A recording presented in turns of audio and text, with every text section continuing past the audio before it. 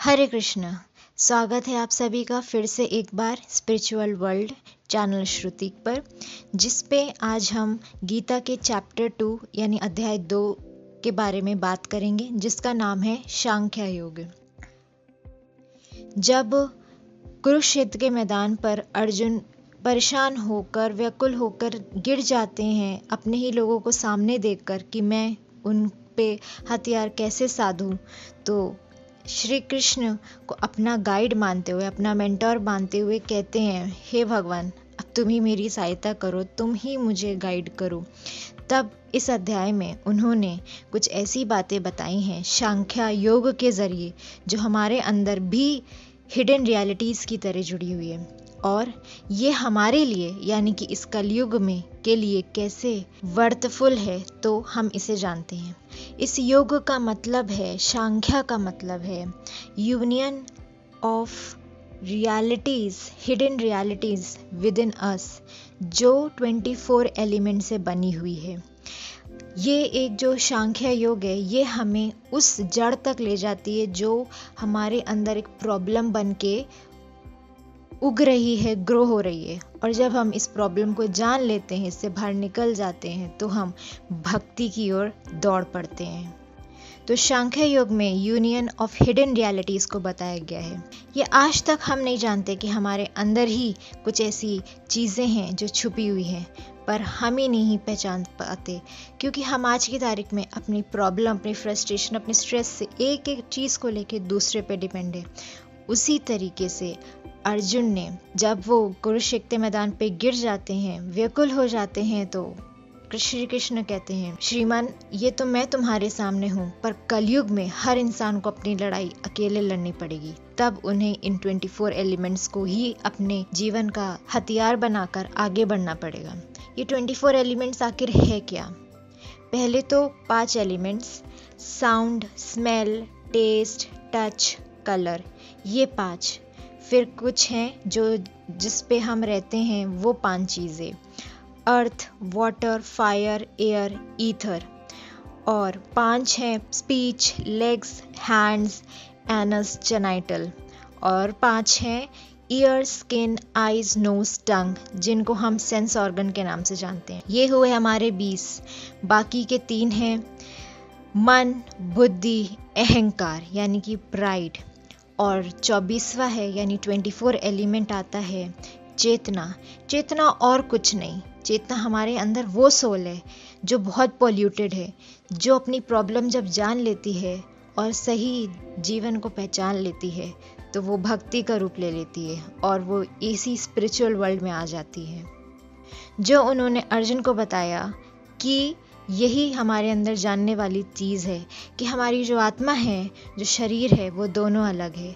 शरीर ये वापस लौट के दुनिया में नहीं आता, पर आत्मा जब चली जाती है इस दुनिया को छोड़ के, एक शरीर को छोड़ के, तब वो कुछ ही दिनों में दूसरा शरीर धारण कर लेती है।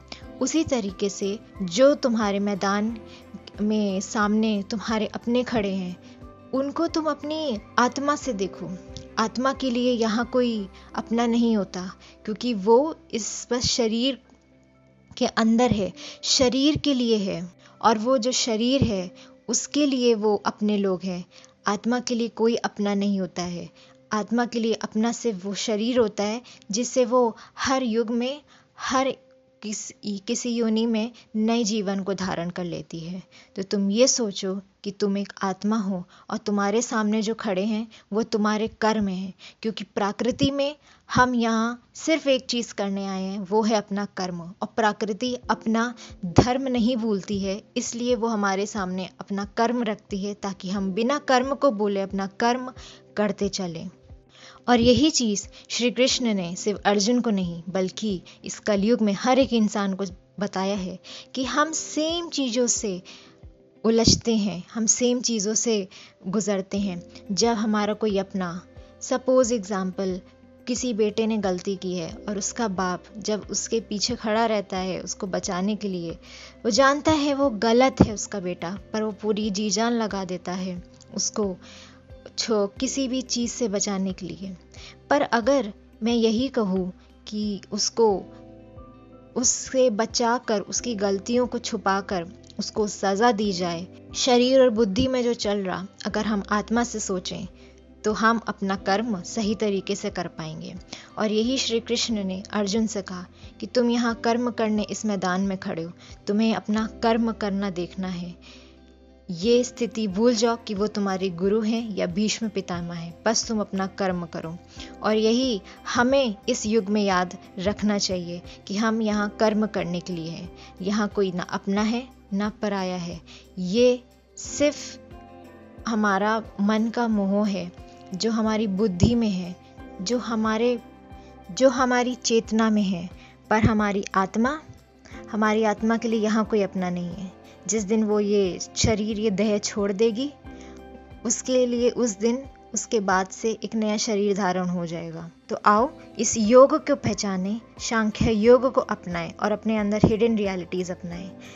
भगवान श्री कृष्ण ये नहीं कहते कि अपनों को जाने दो, अपनों को छोड़ दो, पर हाँ, जब अपना ही गलत हो तो उससे लड़ने का, उसको गलत कहने का साहस रखो, क्योंकि हम ही सामने वालों को सुधार सकते हैं या तो फिर बिगाड़ सकते हैं। चाहे कोई कितना भी अपना हो, पर अगर वो गलत है और तुम्हारा कर्म है उसे सही करना, सही मार्ग दिखाना, तो बिल्कुल अपना कर्म पूरा करना।